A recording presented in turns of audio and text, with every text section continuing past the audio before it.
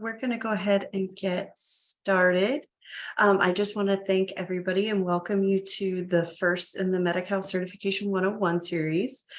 Today, we're going to be talking about understanding the Medi-Cal program and structure as it relates to behavioral health. With the CMHEP team, we work as a multidisciplinarian team, and these are just some of the partners that we have. The presentation today is going to be focused on Cal Mesa and SSG, our partners, and they will be leading today's conversation. To get us started today, we're going to be having Lucero lead the primary content of the session today. She is the Director of Quality Assurance and Compliance with Cal Mesa, and she is leading implementation for the Medi-Cal Peer Support Specialist Certification Program through Cal Mesa. So I will pass it over to Lucero now. Yes, thank you. Very happy to be here. Thank you everyone for making time for the discussion today. We'll talk a little bit about the learning objectives. Make this a little bit bigger for myself. So we will, let me just apologize now. I'm getting over a cold or a cough, and so sometimes it acts weird. So we'll present an overview of the structure of Medi-Cal programs and specialty mental health services. We will identify community-based organization readiness as it relates to Medi-Cal requirements, and we'll identify how to frame community-based organization work for Medi-Cal billing.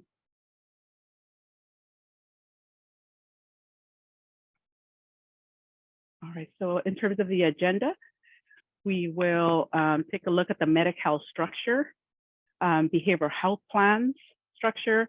There'll be some polling questions for interest in our next sessions. There's 3 other sessions, and then closing remarks, comments. Okay, so with that, we'll get started. A bit of an introduction to Medi-Cal structure. So Medi-Cal is a Medicaid program in California for California's low-income population. So we'll refer to it as Medi-Cal. Maybe once in a while as Medicaid, but in California, you know, we know it by Medi-Cal. It is under the Affordable Care Act. The Medi-Cal program offers essential health benefits for individuals that includes families and children, seniors, persons with disability, youth in foster care, pregnant women, and people with specific diseases such as TB or tuberculosis, breast cancer, and HIV and AIDS. The Medi-Cal program includes mental health services and substance use disorder services, including outpatient and residential treatment.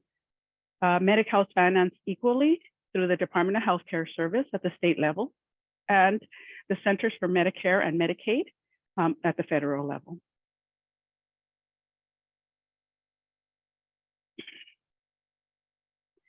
Let's look a little bit about the Centers for Medicare and Medicaid, or CMS for short. CMS supplies a financial component of Medi-Cal and is housed nationally under the Health and Human Service Department. The Center for Medicare and Medicaid runs the Medicare and Medicaid programs at the national level, and their overall goal is to provide quality and affordable healthcare to people who are pregnant, disabled, low income, or require long-term care. There's some resources here that you can find additional information on the Centers for Medicare and Medicaid. The resources will be available to you with the PowerPoint. Next, we'll look at the Medi-Cal program. So the Department of Healthcare Service is the state agency responsible for the administration of the Medi-Cal program. It serves 13 million people, so that's about 30% of all of Californians. Department of Healthcare Service provide a state level funding for Medi-Cal programs, and Medi-Cal behavioral health services are considered a carve out in California. In that it means that services are delivered separate through managed care systems. So you'll hear today's conversation and we'll talk about those managed care systems. Each of those systems is responsible for delivering different sets of services to individuals depending on their needs of care. Additional information regarding Medi-Cal programs and Department of Healthcare Services are available on their website. The link is there. Again, that'll be available to you, the PowerPoint presentation. All right, this will take a look at the overall Medi-Cal and managed care plans. The behavioral health system is complex in California. We'll try to distill it down as much as possible.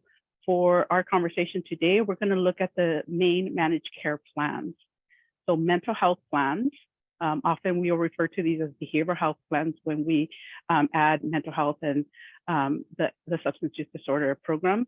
But the mental health plans operate by the county behavioral health departments. And then there are drug Medi-Cal plans, and those are administered respectively by each of the counties as well. And then the third component is the managed care plan. And they're responsible for that physical health care component. And they are either administered publicly or through commercial entities. And the managed care plans are responsible for the non-specialty mental health service. That's an important distinction for us. The county behavioral health plans or mental health plans and drug Medi-Cal plans are responsible, mental health for substance use disorder, mental health plans for specialty mental health services, and the drug Medi-Cal for substance use disorder treatment programs. And then the state is responsible for the dental component of service under Medi-Cal. We'll take a closer look at the behavioral health plan. So behavioral health plans and specialty mental health service, those are managed locally by county behavioral health plans. There are 56 county behavioral health plans contracted with the Department of Healthcare Service. So the county has a direct contract with the state to implement the Medi-Cal specialty mental health benefit in California. In addition to managing this benefit, the behavioral health plans deliver and or contract with community-based organizations to deliver the provision of service under the specialty mental health service. And this is for individuals with Medi-Cal who have significant and complex care needs. That's an important component because we know that individuals who seek services under the behavioral health plans, which is a safety net population, are oftentimes have very complex needs.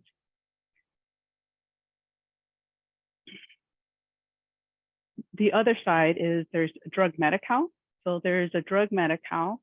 It's a state plan requirement, and it's issued to counties, and counties provide direct services to Medi-Cal eligibles or beneficiaries in each of the counties. Persons in care who are eligible under the drug Medi-Cal services include individuals eligible for Medicaid, and then they're reimbursed through federal, state, and or county realignment funds.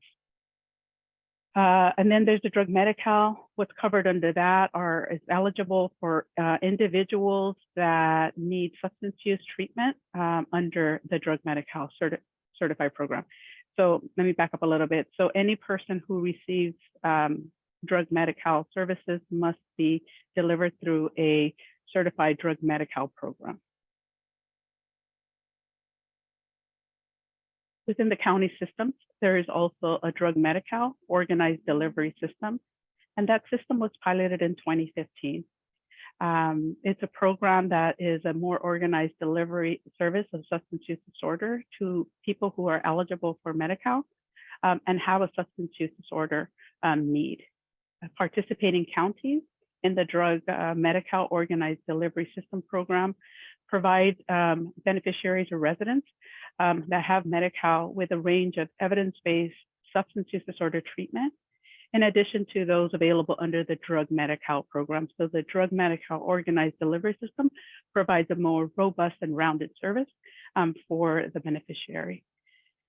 In order to participate in services under the drug Medi-Cal organized delivery system, a person must be enrolled in Medi-Cal, reside in a participating county that is has implemented drug Medi-Cal organized delivery system, and they must meet the criteria for service needs under this program.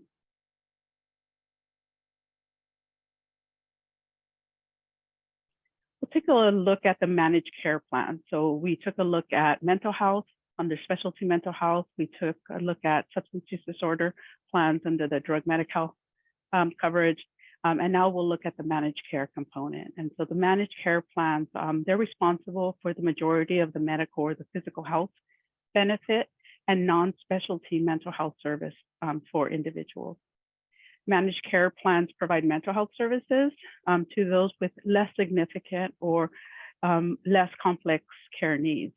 So many provide low frequency or less intensive mental health services. Managed care plans cover medication evaluation and treatment. They also provide therapy, both in group and individual, some psychological testing, as well as long-term skilled nursing services, prescription drugs, and other medications, psychotropic medications, for example. In California, there are 24 managed care plans across the 58 counties, delivering services across a managed network of providers. Those are individual professionals or agencies providing services. You'll find that some counties might have multiple managed care plans, while others just have the one. And in other counties, there's, like I said, there's just one mental health plan that's covering all of the Medi-Cal beneficiaries. Oftentimes in our system, you'll hear medical necessity or medically necessary services. And this is an important component because the mental health plans, the DMC-ODS, the DMC, which are the substance use disorder programs, the managed care plans, they're all based on specific medical necessity criteria. That criteria is identified by the Department of Healthcare Service. All Medi-Cal services provided to persons in care need to meet a standard of being medically necessary. And then that definition is somewhat different depending on the service delivery system that the person is accessing. And it also might be based on age of the person in care. Here we have an example for a person who's receiving service under the Drug Medi-Cal Organized Delivery System. Medical necessity is established for individuals or patients over the age of 21 and under 21, and those are different. So for those individuals under the age of 21, the requirement, over the age of 21, the requirement is to have a substance use disorder related diagnosis. So I think the key takeaway here is one, to understand what system the person is accessing. Here we're talking about specialty mental health, DMC or DMC-ODS service, and then kind of understand what the criteria is for those individuals trying to access the service.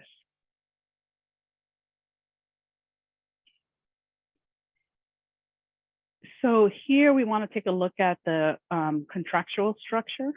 So we talked about the state Department of Healthcare Service and their responsibility to develop programs in the state of California for Medi-Cal beneficiaries or persons who have Medi-Cal.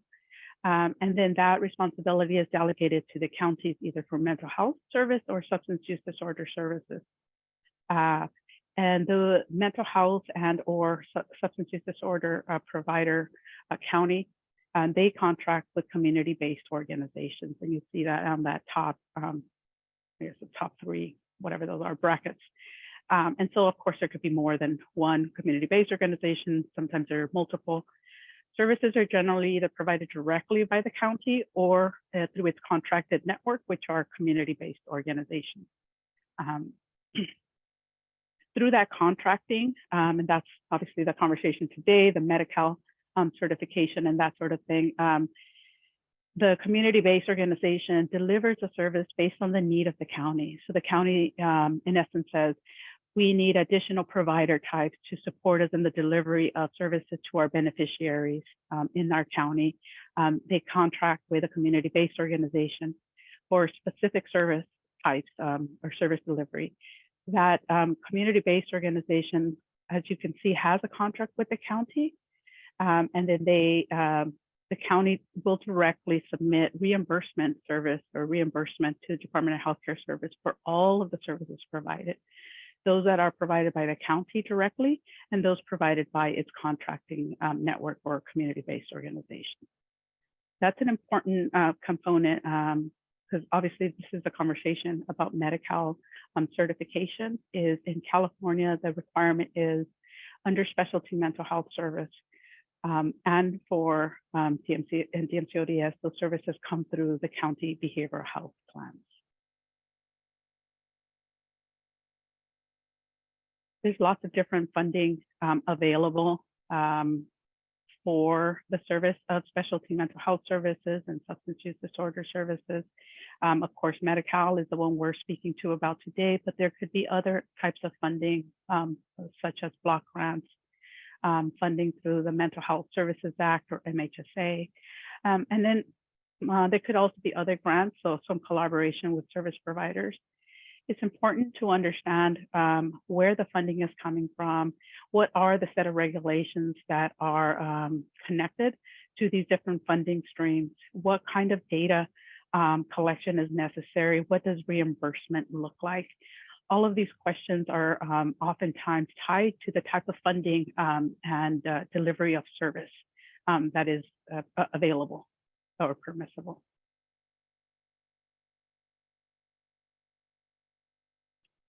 Right.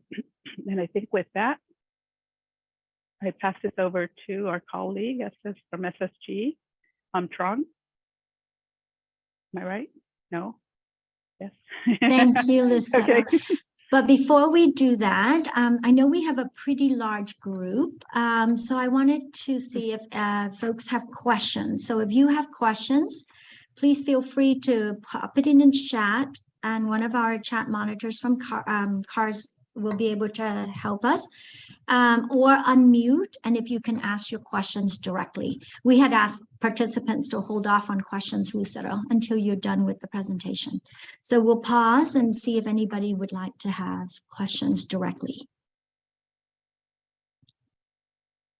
And we could move the slides back to the sections that you have questions on as well.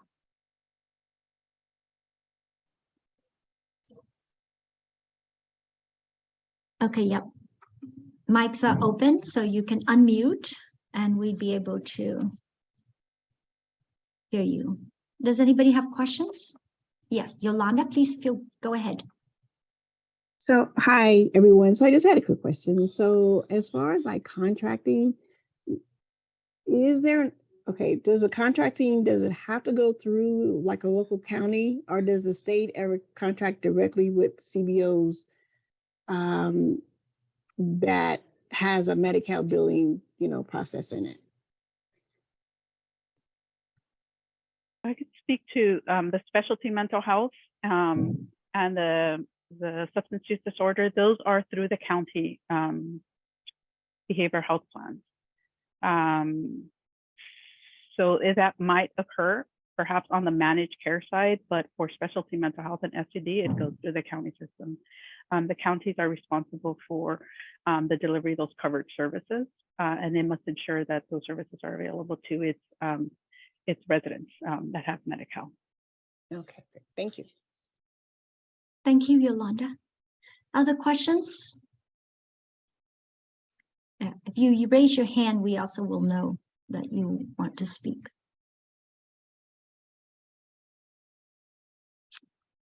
Okay.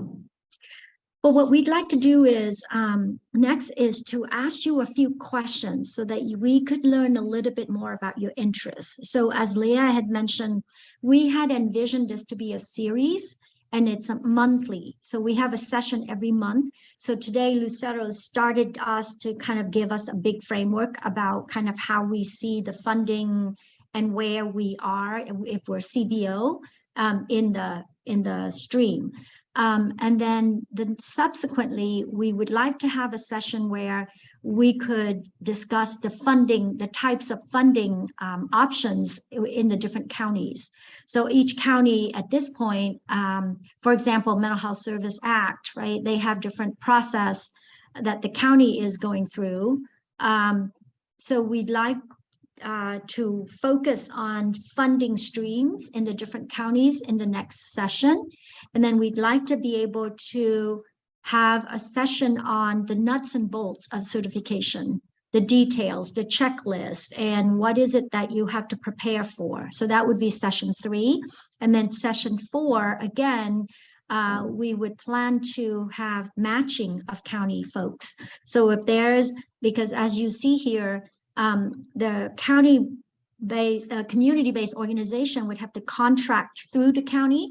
So therefore, at the last session, Ideally, we would like to be able to match county folks and CBO from that particular county so that you can talk more specifically about strategies and different ways that we can support you all in having discussions and move forward with possible certification and support. So that's the way we laid out the series. So at this point, we'd like to, if there are no other questions about the framework, we'd like to move into the polling questions. So we have a bit of an idea of what your needs are. And then also in between the month, in between the sessions of each of this series, we also are available for specific technical assistance. So this is also part of our polling question, is to find out if you are interested in having a separate conversation and talk about your situation and strategize and looking at your county and see if there's a way we can match you with your county as well. So any comment or question before we move into the polling questions? Okay, thank you. So we're going to have a few polling questions for you. We're going to pause and give you time to go ahead. Do we need to, Ayana or Leah, do we need to go over the polling questions, like how the participants will do the answers? So we'll have Stephen, our tech host, go ahead and pull up our first poll. This is a Zoom poll, so folks, you can just respond directly. If you see that it's a long answer, you can type in your response. If for some reason you're not able to type in your response directly into that, feel free to just drop your answer into the chat. And if it's a multiple choice question, you can just respond directly as well. Our first question. Yeah. I'll go for it. The first question, what we want to know is if you already have services or that you hope to provide services that you think would qualify for Medi-Cal certification and that you would like to consider getting Medi-Cal certification for. So this is very specific to Medi-Cal certification services. So whether it's substance use, whether it's a specialty mental health, prevention, early intervention, or full service partnership, or group. So if you can go ahead and type yes, 13, wonderful, yes. And feel free to, again, ask your questions in the chat if you need clarification, or unmute and ask us questions. This is helpful for us to be able to focus on the next couple of sessions in the series. So it gives us a sense of, are the participants mostly focusing on mental health, or I see folks doing in substance use, with substance use disorder and prevention. I see NAMI, Painted Brain, Cambodian Association, the West Fresno Family Resources, Granite Wellness Center, Young Visionaries, Hearts and Lives. So just really a range from your chat introduction, a very diverse range of types of services. So that's really good. Okay, so La Familia Counseling Center, thank you. So I see 27 responses. We'll give a few more minutes. And then if we have time, we will move into discussion and talk a little bit more. 29, yes, thank you. Just Us for Youth, Common Goals. Yes, NAMI.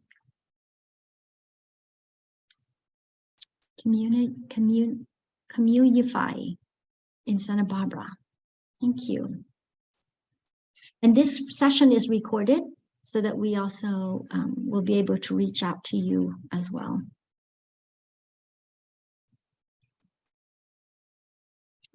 Okay, one more minute.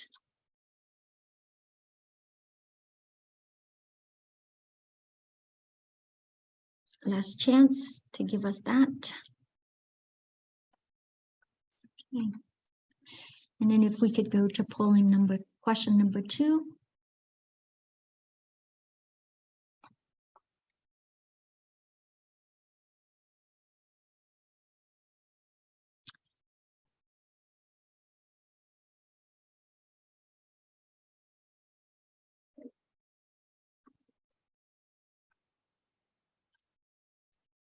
So, yeah, perfect.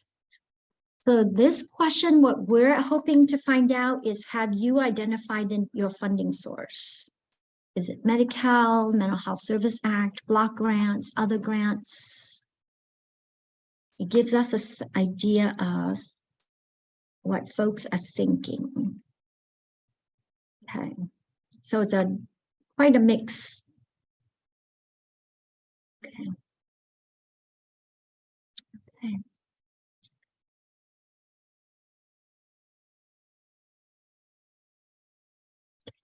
Give it a couple more minutes.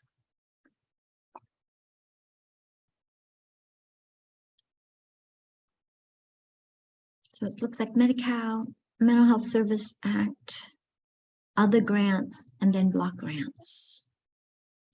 And if you haven't identified any funding, that's okay. Then essentially we know that you haven't thought of any particular area. Okay.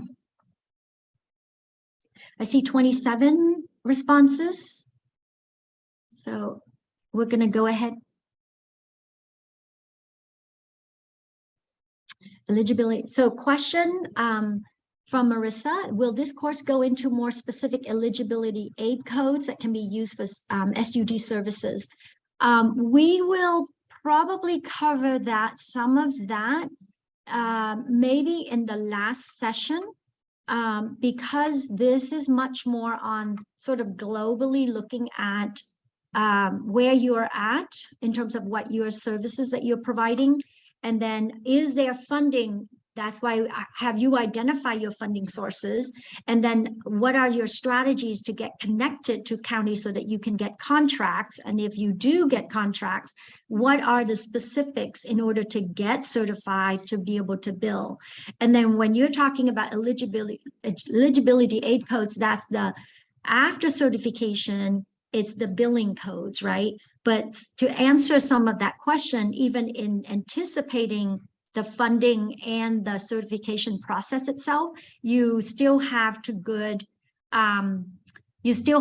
able to know a little bit about eligibility, criteria of enrollment, the type of data that's necessary and outcomes, and also reimburse. So some of the codes and the eligibility will be addressed when we talk about reimbursement and services, but we're not going to go into very specific codes. Okay, can we get to poll question number 3?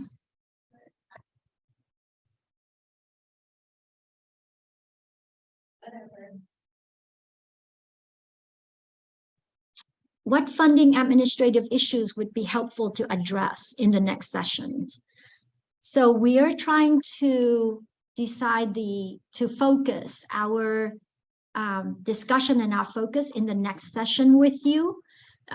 So since you've identified a variety of funding sources, block grants, Medi-Cal, Mental Health Service Act, we want you to be able to identify any issues or administrative process that you would be interested in. We have county speaker available. We also have the group that's been, there's also, Ayana, if you can also talk a little bit about the series about Mental Health Service Act funding that is available, the webinar series that is recorded, and we'll post that on the link for folks as well. Yes, one of our partner agency or through CARS, partner projects through CARS, I should say, is the KRTA Center, which is leading a MHSA funding series. I believe Angela Brand on that project is even here in this space today. And so for some of you who are looking globally at your county landscape and funding streams, we'll be sure to share out some of those resources as they're relevant in this series through email announcements and follow-up email, and share out any recordings if we are able to do so.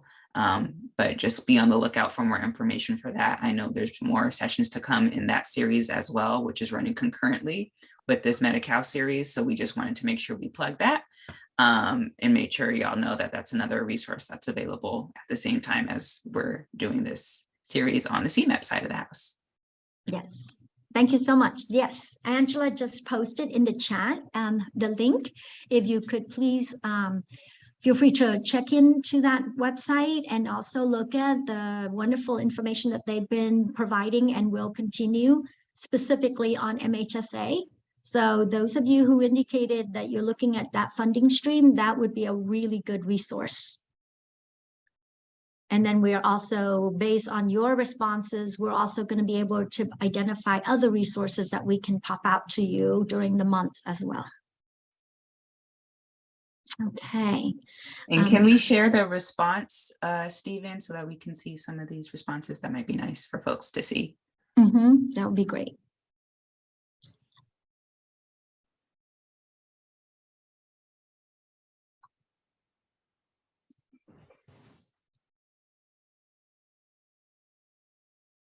I don't see the responses up yet. Are we able to share responses?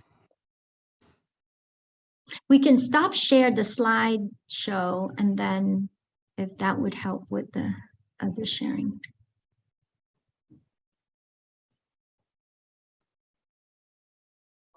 Okay, well, I can read some of them out. I'm able to see them on my end. So to the question, what funding administrative issues would be helpful to address in the next session? Some folks put that they would like to see how to go about getting funding from Medi-Cal or moving towards being billable through Department of Mental Health for mental health services. When Medicare and other funding must be billed first before Medi-Cal, if at all. Someone else mentioned if CAA were to become certified, would CAA still qualify for CBO grants? Other folks mentioned ODS.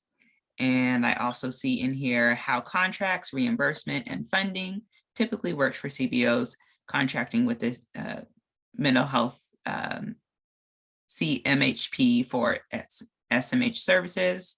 Also how to streamline this process, both in terms of contracting and billing. So it's kind of a mix of things there. Yep. And some of this will be addressed in our, so for example, the staffing issue of who to bring on, the reimbursement, contracting, that we'll be able to address in the nuts and bolts, because we do have to talk about criteria for staffing, criteria for the facility itself, how to get funding from Medi-Cal or moving towards being able to bill. That is the connection that we would like to try and connect with you. So in session 2, we'd like to be able to have you look at Mental Health Service Act. We'd like you to think about block grant, different types of grants. And again, thinking about your types of services and which type of grants that would make sense, that would be more the funding stream. Medicare and other funding must be billed first. That is a question that I think was somewhat addressed. Was it addressed with Lucero? But that when it's Medi-Medi, we could also address that in the nuts and bolts as well. If you are certified for both Medicare and Medi-Cal, what would come first and how does that connect? So we can address that in the nuts and bolts section, which is session 3. And some of the questions are very specific. CAA, I think if I'm hearing you correctly, the CBO grants, it sounds like you, so right now in the funding landscape, you may be a CBO and you may already have sort of you're a subcontractor under a larger agency that has subcontract with the Department of Mental Health, for example, for a specialty mental health. So you may be providing prevention and early intervention service, but you can't bill directly. You have to bill through your larger fiscal agency. So the question is, if you become certified, can you still be able to use that other contract? The answer may depend on your county and how they lay out the contracts with your direct Medi-Cal billable contract, and also with the other contract that they had with the larger agency that is your fiscal agent. So I hope that answers your question, CAA. So that's very county specific. And hopefully we would like to identify participants who would, if you are coming to session 4, ideally what we'd like to do is to be able to bring the county folks and the CBO and have you in smaller session. So we'll have breakout session in the last of the series so that you can talk about some of these very specific questions. Okay, should we pause here and see if there's any more general questions? Actually, wait, we're still in the polling, sorry. Okay, so, all right. There's one more. Describe process, identify common issues, and share best practice. Hopefully that would be session 3 and 4 in the nuts and bolts and also in that last session. Okay, so we'll go to the last poll question.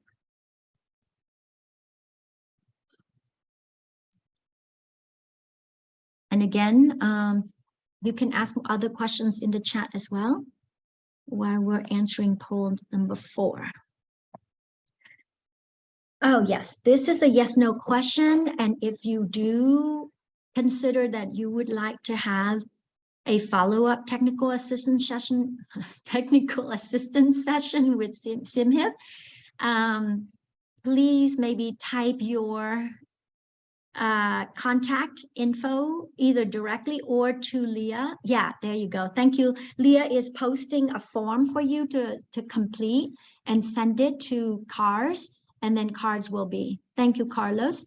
And then we are noting, and that way the CARS team will be reaching out to you because the technical assistance will be, we will field your questions of what you're requesting. And then what we'll do is we'll try to match you with the agency or the group that may be the best suitable to be able to answer your questions. For example, if you do ask questions about Mental Health Service Act, we may tap into Angela, into the care team to ask their questions. If you have very specific questions about nuts and bolts, then it might be myself or somebody that we work with at the county level on the nuts and bolts in your county. So it would be helpful too in the TA request to be real clear about your county and the specific issues and questions you have. So that way we would try to match the best resources for you. Lovely. So we have 13, we have 14 potential. Feel free to please continue. So at this point, we're going to go ahead and leave the poll question there, and you can you can keep answering, and then you also can keep typing your contact in the chat or contact Leah in the chat space directly as well, and give Leah your name and contact info. And then that way we would know to reach out to you. And that concludes our presentation and polling question. So at this point, what we'd like to do is we'd like to move us to have a bit of a discussion and question and answer about more specific process and county process, because I see we have several county folks here. So we also may be able to tap into their expertise and ask about some of the county process or county strategies and tips for us. So we're going to go ahead and stop share, and then we can be in the room. And I think we can take down the polls at this point as well. Okay, thank you. And please continue to use the chat space as a way for us to field your questions. So can we open up the discussion a bit and hear from you some more specific questions and inquiries, and then we will prepare our resources and or our presenters for the next session to be able to address some of your questions.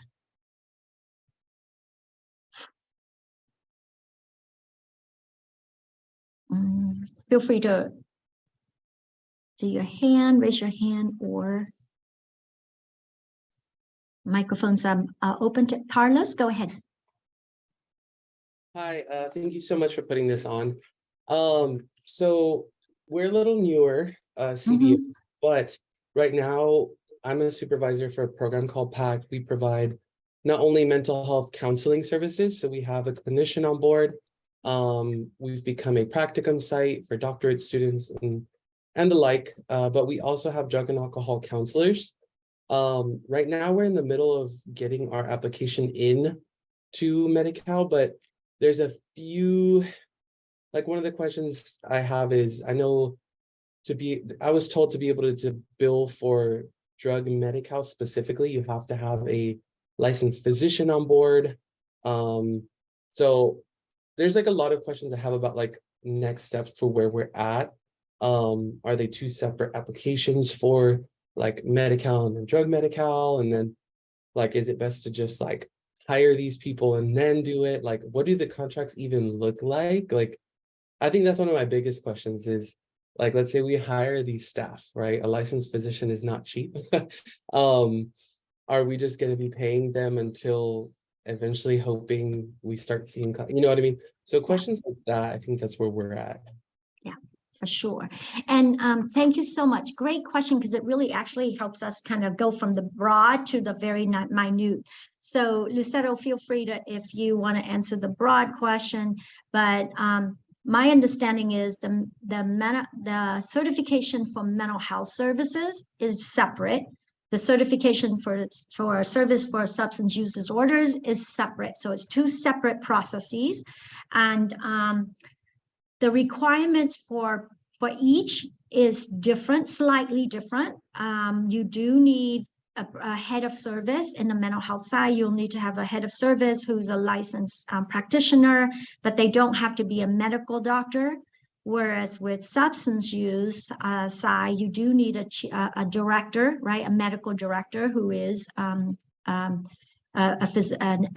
physician level.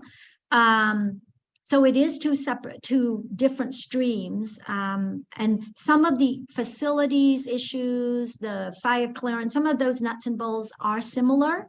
But for staffing, you also need staffing classification differently.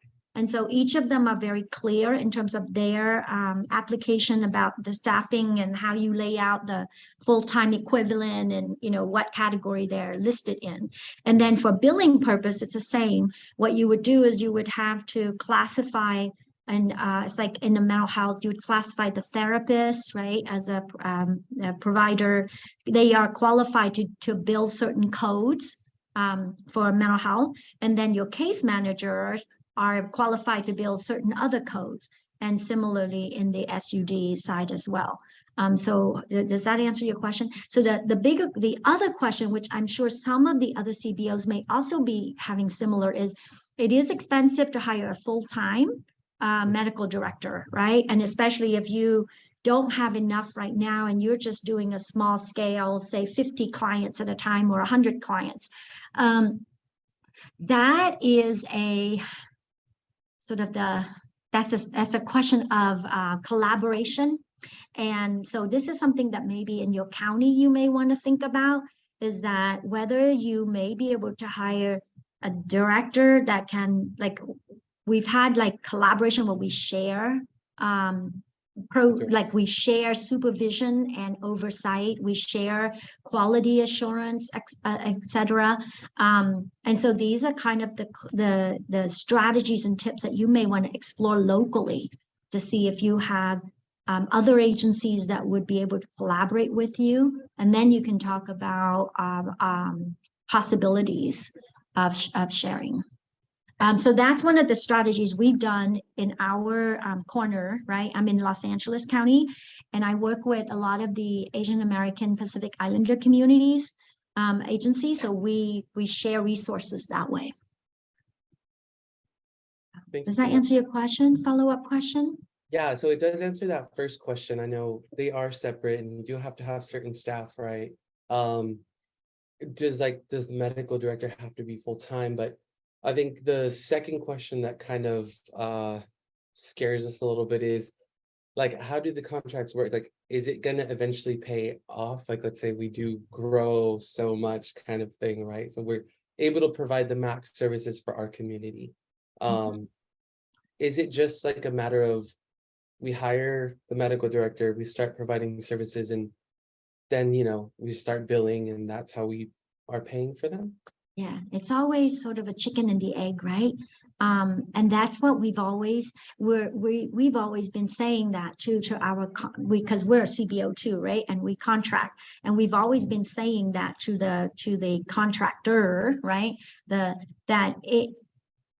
We don't even get the dollar before we provide the service. So this is where one of the challenges of being certified is we are told, here's your MCA, your maximum allowance contract, right? $500,000.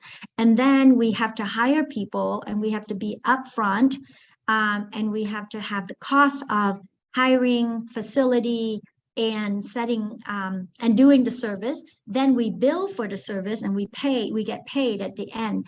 But one of the things with the contract when you negotiate is you may consider the startup costs. It's something that you negotiate in your contract, or they may do a loan, for example, for 60 days for you to be able to hire people, pay your staff, and then within that 60 days for your staff to be able to start billing for service and to get reimbursed. Okay. And also Medi-Cal certification, the billing is encumbered by the requirements of Medi-Cal, right? By the state. So, and CalAIM is changing the way we do the documentation, and also changing the way that we are going to be paid for the service. So that also, so for those of you who are going to get certified after July 1st, in a way it's nice because you don't have to make the shift. You're going to move right into that funding structure, which is coming up in July 1st, because the way they reimburse will be shifting in July. Okay, thank you. And then last question, so sorry. Sure. We'll have these questions because I am very new to this. So that's kind of the way it works. Like you mentioned, you have to negotiate what like the maximum spending is, you front the money, and once the services are provided, that's how it'll kind of come back. Yeah. Yeah. Okay. So one of the things that we hope that is happening in counties too is and I think at least in LA County, there is now discussion about this incubation period. So there's now interest in incubating agencies, small CBOs, so that eventually you can get certified. So the incubation is kind of that, you have a large agency, it subcontracts with a small agency, so you can find your staff, right? And you can bill for services under that larger fiscal agent, and then you get lined up. You lined up all your staffing, you prepare your facility, you also lining up the funding stream. Because for example, with Mental Health Service Act, there's a 3-year plan, and then there's a stakeholder process, and then there's a certain time period where you have to enter into that funding stream. So the incubation period is sort of that preparation time, so that you can get paid to hire your staff. You're paid by another agency, right? And then you're building up your capacity. And when you're ready, and you're also looking at the funding stream, and you're entering into they enter into that contract with the county. And then when you're ready, then you can do the certification. So in a way, that's really certification is sort of the last thing. It's like what do you call it? The finishing touch almost, right? It's the funding stream lining up to your service is really where a lot of the work is. Awesome. Thank you so much. I appreciate it. Yeah. And we hope to do more of the funding discussion in the second session, and we'll keep you posted. And once we get, because it's most likely we are going to invite the care team, Angela Brand and her team, to come for the second session to talk about specifically Mental Health Service Act, and then folks from county as well. to talk about some of the other categories. Thank you. Other questions? Yes, please. I hope these are good questions and sort of helpful for all of us to think along those lines. Anyone else? So Carlos, feel free to fill out the form, and then what we'll do is we'll find the folks in your county and try to match you and try to get some resources your way. I'm scrolling through to see if there's any other questions. And I don't want to put you on the spot, Angela, but if you have anything else you want to add about the Mental Health Service Act, given the questions, the types of questions that have come up about funding, anything that would be useful. Thank you. Excuse me, I'm getting over a cold, so I'm like all scratchy. If folks would like to connect, I don't have anything specific. The work that we're doing on the funding is, looking at the different components and how folks can leverage MHSA against different programming. I'll put my email address in the chat. If folks have any questions, I'm happy to connect one-on-one, especially when I can speak clearly without coughing every 3 words. But happy to help in any way with this, and I look forward to engaging with folks in future sessions. Yes, in the second session, we plan to have a team. Thank you. Other questions? Yeah, oh, sorry. Anyone else? Comments?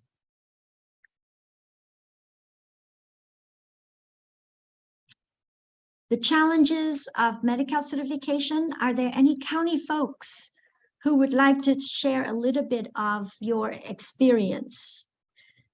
As a side note, we did have a Building Bridge first session from that series, and I was in that session, and they did talk about, it was a team from Fresno, the county person who handles the contract and the CBO who contracted. So they talked about building that relationship. They talked about the bridging of it, like how they identifying each other and identifying the specific community needs. So the other thing that we want, so I think Lucero mentioned in her presentation, in preparation for funding, think about data. First of all, if you can think about your data that you have about your community and needs. We did have a webinar on using data in programming and in advocacy. So it's really important for you to be really clear about your community, whoever your constituent is. Make sure you get some disaggregate data about the specific type, whether it's by age group or whether it's by ethnicity, race, or specific types of diagnoses, whatever it is. Prepare your data so that you can identify needs.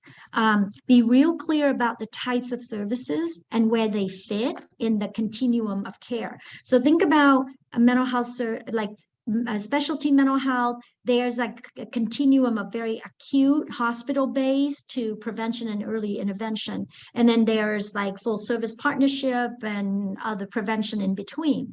And then same thing with SUD. Think about residential site, outpatient, specific kind of services and how you fit, how your services fit within that community, that constituent. And also be real, learn a little bit about criteria for those specific level of needs and the specific types of services. What would be the criteria, the diagnoses for Medi-Cal necessity that Lucero talks about?